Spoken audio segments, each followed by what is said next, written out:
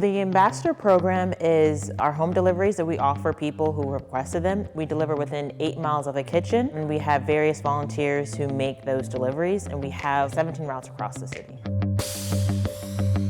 Food insecurity in Portland is a huge issue, and my biggest challenge is how do we keep expanding our outreach? How do we keep moving? How do we keep, reaching out to some of the areas like Troutdale and Gresham, the areas past 205. A lot of those communities are not being serviced. Portland is pretty unique because other cities have food deserts, but here in Portland, we have a plethora of healthy grocery stores, but the cost of food in them keeps low-income residents from accessing them. So in Portland, we have a food mirage rather than a food desert. COVID has shown a lot that a lot of safety nets are not in place, and we have been able to be that safety net for many people.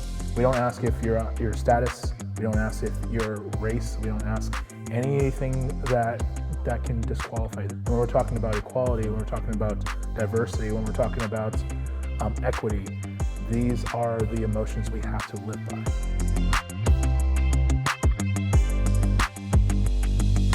We deliver over 1,500 meals a week. We have expanded our meals east of 205, and by doing that, we have added an additional routes. We have a total of 5 routes, and as a result, 48% of our meals are just for the Southeast Quadrant. The Ambassador program inspires me just because growing up, my family, we used government assistance. We were on food stamps, I remember in middle school, and then back again in high school, on and off, but having a service that would have provided meals would have been fabulous. We average about 5 new meal requests a week.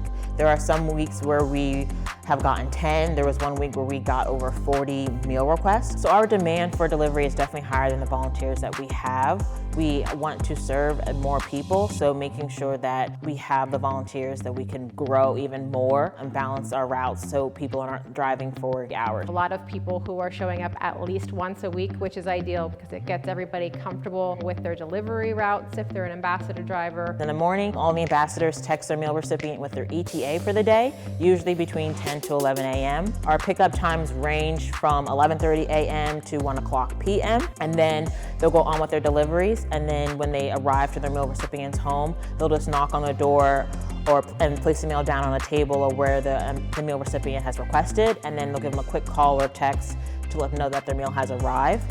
And then they'll just go on with their next deliveries, and when they're done with their deliveries, they're done for the day. We keep in contact through our Slack channel.